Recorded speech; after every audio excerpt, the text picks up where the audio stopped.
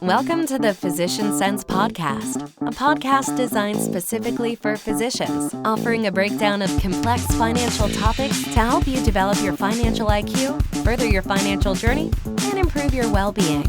Whether you're a medical student, resident, fellow, or attending physician, you're sure to learn something new that will benefit your journey. And now, your hosts, Chad Chubb and Tyler Olson. And we are coming to you live from the Physician Sense studios. I have the one and only, the famous Tyler Olson with me, and we're going to make a little pivot today to our newest attending physicians, where earlier episodes, we had a little bit of that heavier match day. Hey, we're into the training phase. Intern year is near, or in those earlier years of the training. We're going to pivot now today over to the attending side. We're going to go through some topics to start. And as always, you know, Tyler and I like to chat. So we've already said we're going to split this into 2 episodes. We'll do part 1 today. Tyler, how are you, my friend? Are you ready to tell the youngest and the best attending physicians what they need to do here? Yeah, I love this topic because it's a brand new money puzzle and trying to figure out what goes where and why. The why is super important. And so it's not just like, I like talking about this because even though there's lots of online resources for like calculators of like, oh, how much to save for retirement and so forth, good debt versus bad debt, a lot of it is going to be and should be informed by what the given physician and their family cares about, where their stresses lie, what's going to help them during this time. Because it's not just like the money, the increase in income is awesome, of course. And like many of you have spoken about this to me and to Chad and others, that it's a relief, but it's also like, well, what do I do now kind of a thing. And in the background, and this is not financially related, there's so much imposter syndrome amongst early attendings because it's like, all right, the buck stops with me now. And I've heard again and again that new responsibility is a heavy weight. And so the last thing you want to do is be giving undue attention and stress to money. And so you take care of the career. We're going to talk about the money and what are some good principles to work on. So yes, I am excited about that. And we are going to break it into 2 episodes because we want to make sure that we give adequate time to the 4 primary topics. 1, the most important from a heart standpoint, taking a vacation, right? So, and that genuinely, that is one of them, but we're also going to be talking about managing high interest credit card debt payoff and building up an emergency fund. That's what we're going to talk about today. But then in part 2, what are we going to talk about? You remember? Me? Yeah. Yes, I guess I'm the only one on here with you, right? Investing. We got some risk management. Mm-hmm. Even threw a little teaser in there, maybe get a little estate planning going, take it next level. So just at least an intro in there. I think those are the starting points. But as you and I both know, we're probably going to have a few areas where we go off into, oh yeah, that one and this one and that one. So I told Tyler before we started recording, I actually like this one from a recent tweet that he had. And my best way to think about agendas is I would like to see what Tyler tweets and then how many likes it gets. And this one had more bookmarks than likes, which means it's not only a great topic, it's an excellent topic.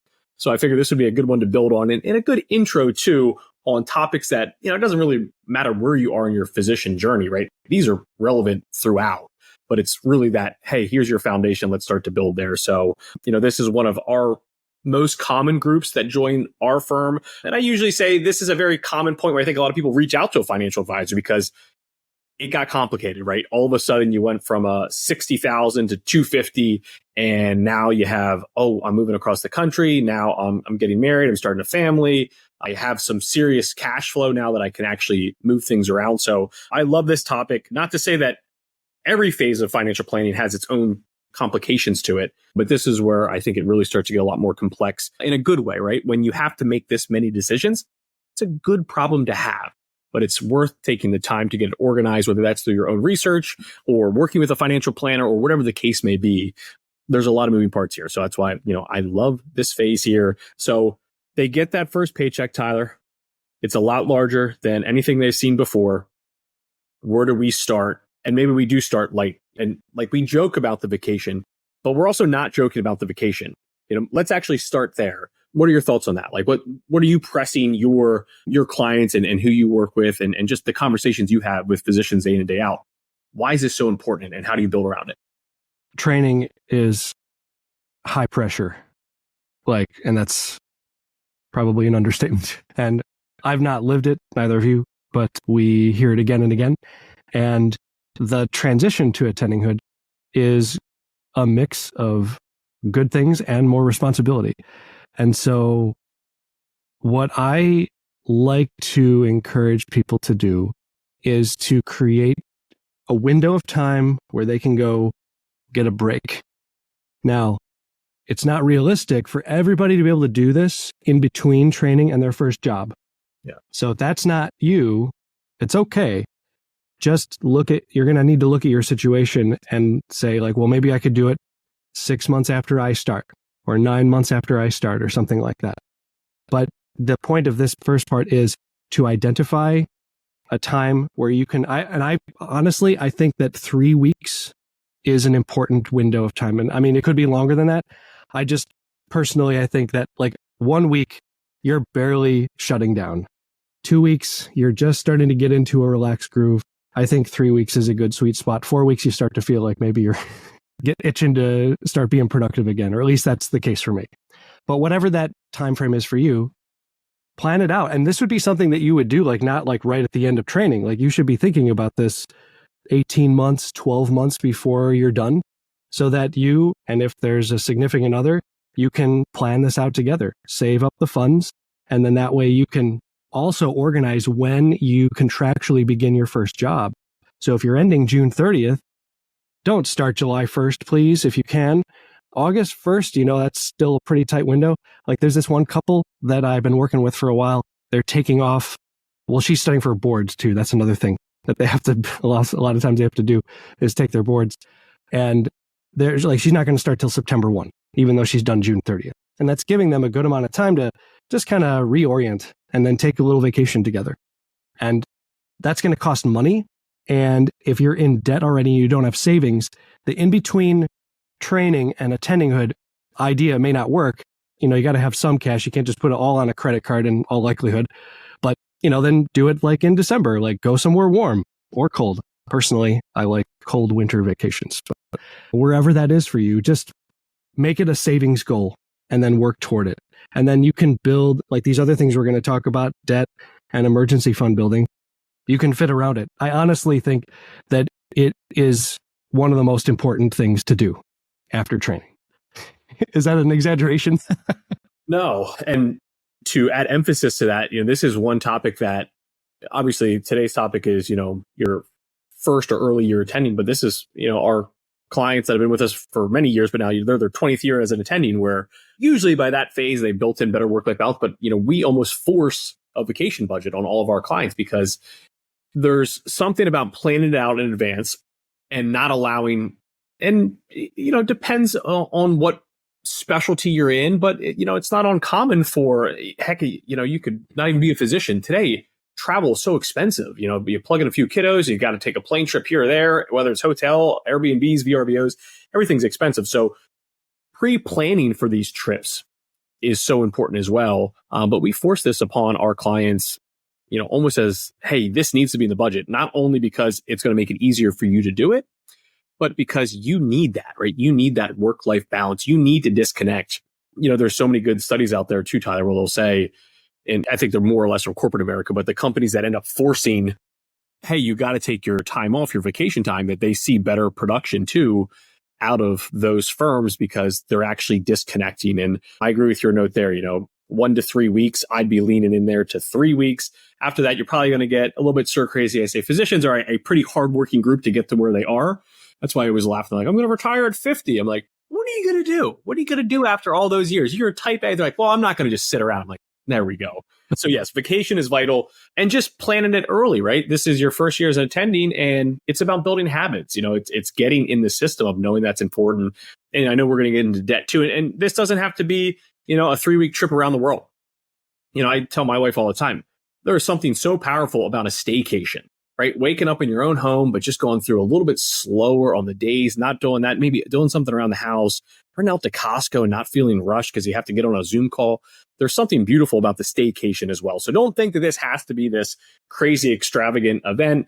We're down here in Tampa, Florida, take a little beach trip, a few days in a row. If you're up in the mountains, a little bit of time, whether it's ski season or not. I think there's a lot of ways to also build a big, beautiful vacation in there that doesn't require, $10, $20, $30,000, depending on where you are again and what the budget allows for. But I couldn't agree more with vacation and work-life balance. And, unfortunately, we see it from the outside, but physician burnout is a real thing. So if you can put things into place early on in your attending career, you're not going to look back 5, 10, 15 years from now like, oh man, I shouldn't have taken those 2 weeks off. Like, what was I thinking? So I think there's something so important about that, not only today, but, as you move forward in your career as well. Yeah. So 2 takeaways. 1, plan this well in advance while you're in contract negotiations. Yeah. Because timing is going to be relevant to being able to take this vacation, whether it's before you start your job or just being reassured of the number of weeks that you'll have that you can set aside for vacation after you do start. So timing is the first one. And the second is determining what you and your loved ones value, what's going to actually be refreshing, what it'll cost, and make a savings plan for it. That works with the time frame between when you start planning and when you're actually going to pay for it. So after that goal, which is, it's important, but it's important to also address these other things simultaneously. Paying off debt, getting an emergency fund built is super, super important. If you don't do that simultaneously while preparing for the vacation, money is just going to fly out the door. Like, I know like so many of you lived on $3,000, $4,000, maybe $5,000 a month for years. The ease with which you can increase your budget by $10,000, it's so easy. And there's nothing wrong with spending $15,000 a month. Everyone's situation is going to be different, your actual income and, cost of living. But you need to think about it. You need to send your money in an intentional way so that it's actually creating the space in your life to do what you want with your life. And so that's why our next topic is paying off high interest debt. Like, what sort of range of credit card debt have you seen with, like, especially with fellows? It's high. Like, sometimes it's pretty high, right? Like $20,000, $30,000, $50,000 in credit card debt, right? You nailed my range. Yeah. Obviously you see zero, but we've seen as high as 50,000, and it's usually divided amongst a few credit cards because no one's giving you high credit limits, that young anyway. So like I have this card, this card, this card, and then I did balance transfers from here to here to here. So I could add zero a little bit longer, 0% interest rate. So yeah, this is, and I think we said this in one of our past episodes too. If you're sitting here and I say some people have zero and some people have 50, for anyone that has debt that built up through their training that was just a needs to get by, you're okay, right? It's okay. We're going to get this paid off, get it out of your way. A lot of people have it. This is one that your colleagues are like, yeah, I do. I have credit card debt. Like, this is one of those topics where I think a lot of people will keep it hush because, a little bit embarrassed by it, but it happens, right? And this is where we could literally make careers just saying how much you're underpaid for what you just did through your training. Again, we'll be on that soapbox for you all forever. Credit cards will build up, bad debt will occur, but here's your chance, right? Now's your chance to go after it and get rid of it. And once it's gone, ideally, you never worry about this again and it's out of your way. Yeah. So I got a scenario for you. Curious what you think. Someone finishes training. They've got $20,000 in credit card debt. And they've figured out, based on their budget, that they can currently save $3,000 per month. Are you going to refinance that credit card debt? Or are you going to just keep it where it is and just throw $3,000 a month at it until it's gone? And we'll say 20% interest. Yeah. Certainly you want to kick the tires on, can we get a lower rate somewhere? Is there a chance for, assuming that you own a home here, which not that common, but, is there a chance to maybe use some equity in the home, where home equity numbers have also gone up quite a bit, but still much better than 20%. Right? Is there a chance to refinance it and get a little bit lower rate, some type of balance transfer? Those are things that should be considered. Now, I always come back to this one, Tyler, on if you're going to be aggressive on it, sometimes it depends on how quickly you're going to pay it off before you go out of your way to go refinance credit cards and open up another credit card. And then, we kind of keep kicking this can down the road. Because if you say, hey, I'm going to go pay this off in, 5-6 months, you're not going to have a ton of savings and interest, right? You're talking about relatively small savings. But if you say, hey, I'm going to have a more consistent plan, I'm going to use this card, I'm going to get paid off, I would be putting the bulk of that then, really, no matter if the rate's anywhere from 10 to 20%, I'm probably going to keep the same level of aggressive behavior towards it. And probably the bulk of that $3,000 is going to the credit card debt. But I would also come back, and I'm interested to get your thought here on, I want to come after that, but I would start to carve out some of that, not a large portion of it, to start to build up some emergency fund as well. The bulk of it's going to that debt, but I would be starting to carve out some of it. I'm just making up numbers in my head, but maybe $500 per month of that $3,000 is actually just going to actually still build up an emergency fund too. And I know what you could say here, let's just say we're getting 4% or so from an Ally or one of the good online banks out there. Verse 20, yes, Finance 101, it does not match up perfectly, but this would be one where I'd argue personal finance would have a little bit higher bearing than the Finance 101. But if you're going to argue interest rates, yes, you are correct. You would be better off putting that towards the debt. But so I'll fire both of those back to you. You tell me your game plan in the same scenario, and then are you carving any out towards the emergency fund or anything else? So credit card access, it's not the best source of emergency funding, but it is a source. It's expensive, but it is something that people can access. And so many things in terms of emergencies can be paid by credit. Like, how often does an emergency happen and you're writing a check? Yeah. Now, I'm not at all advocating for using a credit card as your emergency fund, but in this scenario, I think that when you've got that much credit card debt with a 20% interest rate, that debt really, really stinks. And you're just like, I want to get rid of it. So what I like to do in this scenario is take the first $1,000 in savings that comes with the first paycheck, put it into an emergency fund bucket, whether it's an Ally, Wealthfront, or a Fidelity money market fund in a brokerage account. Mm-hmm. After that $1,000, everything goes toward the debt. Because if you free up credit card access and there is a true emergency, you can use that in many cases to pay for emergencies like vehicle repairs, or even having to go to the doctor or something like that. And of course, that's, that might be paid for in part by health insurance. But so much of these, even emergency expenses, that they're going to be coming and it's like a stress in the moment, but the actual payment of it may be weeks or months in advance. So I think that it feels very good to get rid of that credit card debt.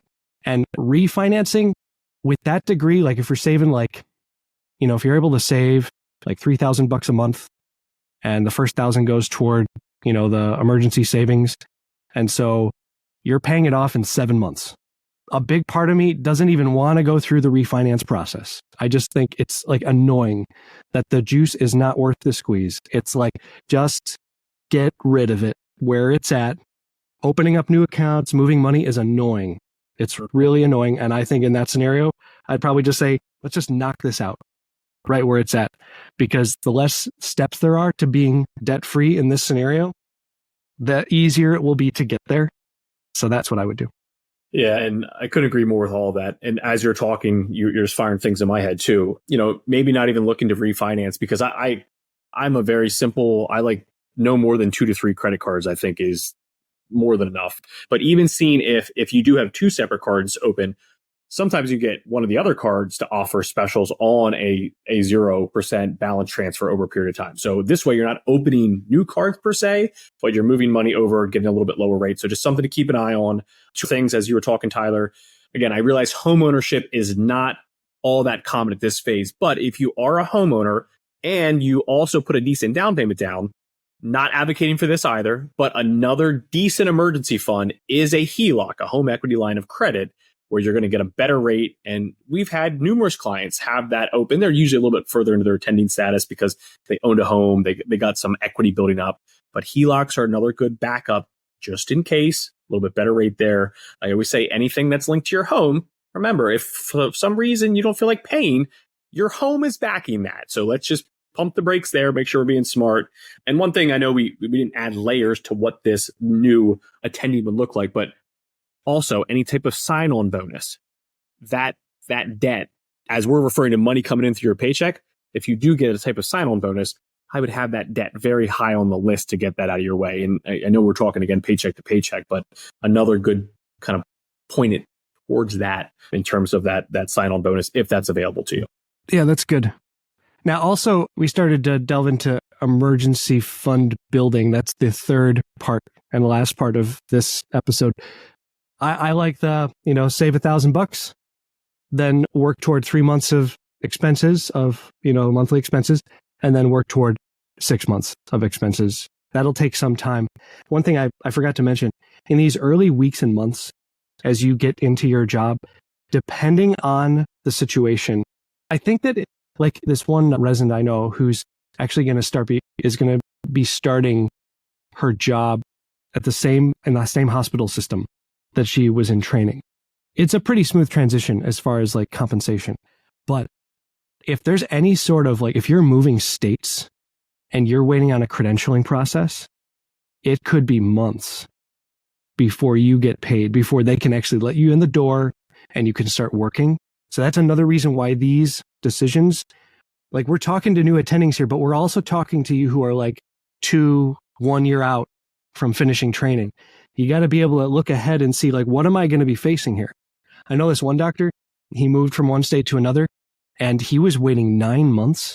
And like, thankfully his spouse, like she had a job. And so they just kind of were hanging out. He couldn't work there. Like he was just kind of, and he was trying to get some locums job in the state where he did have, licensing. He had some situation where he could do some work, but he was traveling. So it's like these goals that we're talking about, they have to be adapted according to these nuances that we don't, we can't speak to all of them today. But that's why we just say, as you are able to, plan a vacation. As you're able to, pay off the debt aggressively. As like once the income is actually hitting your checking account. And then the emergency fund, I keep it simple. $1,000, 3 months, 6 months of expenses. How do you handle it? Yeah. I mean, similar idea. Get something going. We even tell our residents and fellows, if you can leave training with, $1,000 ahead of time, that's better than most. This is a high priority for us, for our clients.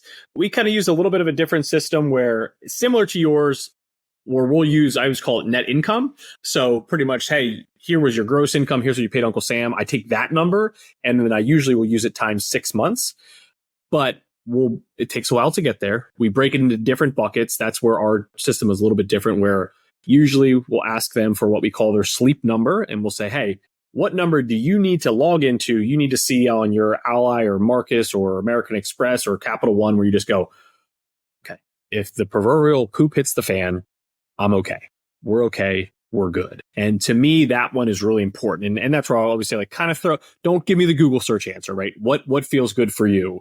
And usually that ends up being anywhere from 10, 20, 50. You have some clients that'll say 6 figures. Now, obviously, we want to make sure we're not losing too much to this. Now, obviously, these high yield savings accounts have gotten much more attractive with rates going up. So we start there. And then the second part of that is what we kind of call level 2 of the emergency fund, is because if you do you're working with attending physicians, right? You do 6 months of their net income, the numbers get into the 6 figures relatively quickly. Mm-hmm. So we're not just going to park all that in a high yield savings. We'll start to then dabble in like an investable brokerage account, joint account, and usually a lower risk allocation here where we're trying to keep some stock allocation, but the bulk of this is in bonds, and we build it that way. So the numbers will probably end up being pretty darn close to what you would have. We just kind of built it out a little bit different process, because we would give some people the textbook answer and they'd either say that feels like it's too much, or they'd say it doesn't feel like it's enough.